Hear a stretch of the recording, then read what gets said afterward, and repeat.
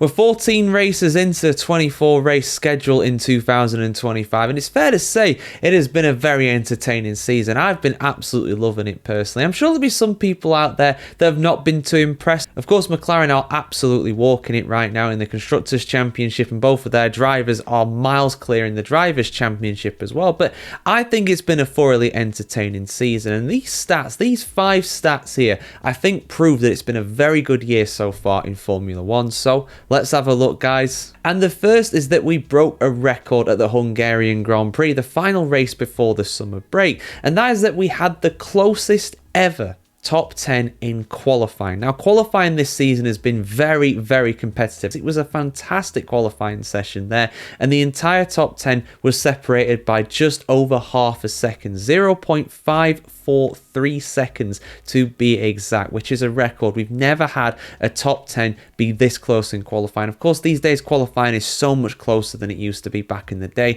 And when it comes to getting pole positions as well, it's actually been very close. Oscar Piastri, Lando Norris, of course, getting the most poles this season so far, but they're tied for that with Max Verstappen. All 3 of those drivers have had 4 pole positions so far in 2025, so it shows that even though McLaren usually do win the races pretty comfortably, over one lap, there's not actually that much between McLaren and some other drivers as well, most notably Max Verstappen. Charles Leclerc, of course, got pole position for the Hungarian Grand Prix, and not forgetting about George Russell as well, who also got pole position for the Canadian Grand Prix. So 5 different drivers getting pole position this season, and 3 of those getting 4 pole positions each. I think, again, that shows how close it is in qualifying. We can't forget about Kimi Antonelli as well, who of course got sprint pole position for the first time in his career at Miami too. And again, it's been a lot of 1-2s for McLaren. McLaren almost always on the podium. In fact, there's been at least one McLaren on the podium every single race, apart from Canada. That's the only exception to the rule. And even then, Oscar Piastri was 4th place, so he only just missed out on a top 3 finish. But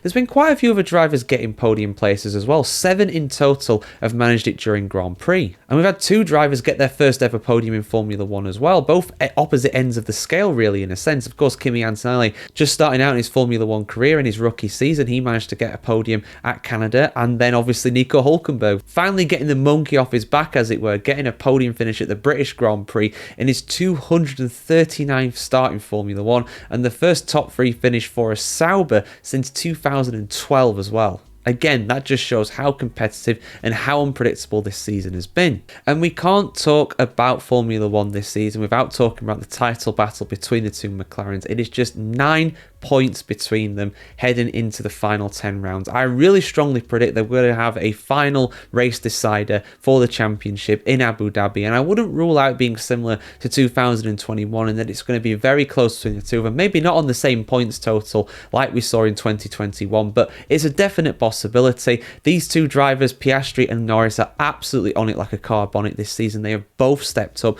They have both been sensational. And, you know, even when you thought Norris was going to be down and out after Canada, he's gone and responded by winning 3 of the next 4 Grand Prix. So, yeah, it's been a very entertaining title battle for sure. And the final stat I want to bring you guys is that all 10 teams have scored points so far this season, which shouldn't be something that's all that rare in Formula 1, but it is pretty rare. Last season, for example, we had to wait all the way until, Qatar to actually get points for Sauber, and all of the teams to have scored points in 2024. This season, I think it only took 2 or 3 rounds to get all 10 on the board. And even Alpine, who are bottom of the championship right now on 20 points. That's actually not that bad of a points total, particularly for a team at the bottom. That is more points than both Sauber and even Williams managed in 2024. So again, it's been a much more competitive season, not only at the top in terms of qualifying pace, but also in terms of point scoring as well in the lower midfield. As much as I do joke about Alpine, I actually do seriously